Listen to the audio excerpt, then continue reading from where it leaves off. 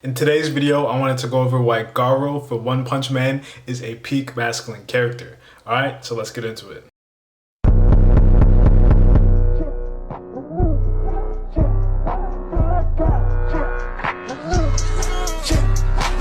Garou from One Punch Man is a peak masculine character due to these three reasons. The first reason is I think that Garou has probably one of the best looking anime physiques that I've ever seen. I think that Garou has probably a crazy physique. He looks like a natural bodybuilder. He has wide cannonball shoulders. He has a 8-pack abs, and he also has a pretty impressive back as well. He has a lot of width in his back, and that's what kind of leads to the aesthetic physique that a lot of bodybuilders or just gym influencers or people that want to go to the gym, for males that want to look like that. They want to achieve that physique. Greek god statue, the Romans, the Spartans, all these warriors kind of basically had that physique, and that's what is deemed as attractive to many people.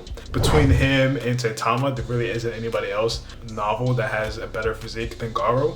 I do think that he has probably one of the best physiques in the One Punch Man novel. Based off of that physique, we already know that he has crazy discipline. We already know that he has crazy fighting skills. It's written on his body. You know that he is a man of action, and he's the man of sticking to it. So that's why I think he's one of the most masculine characters in anime.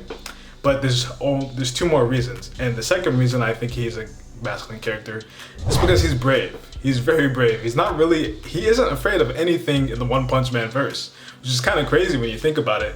He was scared of Saitama for a little bit, but other than that, there wasn't really anybody else that could, basically match his level, or he wasn't afraid of them. Even his own teacher he wasn't afraid of, which is kind of crazy because that's the person who taught you how to fight, and he's not even afraid of them. He'll take on anybody that offers a challenge, and he wants to basically improve his martial arts by fighting as many people as possible and incorporating all the techniques that he uses.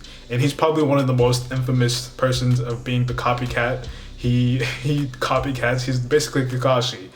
Every time he fights somebody, he downloads a skill into his brain, and he uses that skill in the next fight, which we saw when he was protecting that one kid in the warehouse. All of the others heroes skills that he's fought in the past to go ahead and defeat those heroes, even though he was basically gravely wounded. And he was able to use the S-class hero, the dog guy, I forgot the name of it, copy the whole style of the dog guys fighting to basically get out of that sticky situation where all these heroes were hunting him, and he was gravely wounded at the time, so he couldn't move freely. The last and final reason is his sense of honor and justice. I think that he's probably one of the craziest villains that I've seen in a while. The first time that I saw him, I was like, I know I'm gonna like this guy, because I remember the first time I saw his story about why he was doing what he was doing, why he was going around hunting heroes, and then he goes on this whole journey and defeating heroes and defeating villains just to find out what's the reason behind it, and how he can he's basically trying to find his purpose in life. He couldn't figure out, if he wanted to be a villain, if he wanted to be a hero, or did he just want to be his own person? And he was basically trying to figure that out through the majority of the One Punch novel. I'm not sure if he found that out, because we haven't really seen him much after the fight, but he was really conflicted. He was really conflicted inside, and he wanted to find the purpose of why he was so talented, why he was so skilled, why he could be able to fight like this, and what he could use his fighting skills for. And I think in the end, he did find out what he could use his incredibly talented and fighting skills for, but at the time, he just didn't understand, why am I so powerful?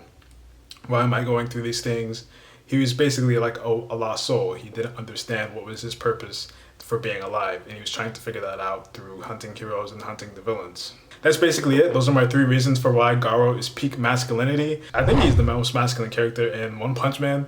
I do think that Saitama has some good masculine qualities, but I don't think he's on the level of Garou. And you guys can let me know in the comments below if you disagree with that, and leave a like if you guys liked it, and subscribe if you want more. And I'll see you guys in the next one. Peace.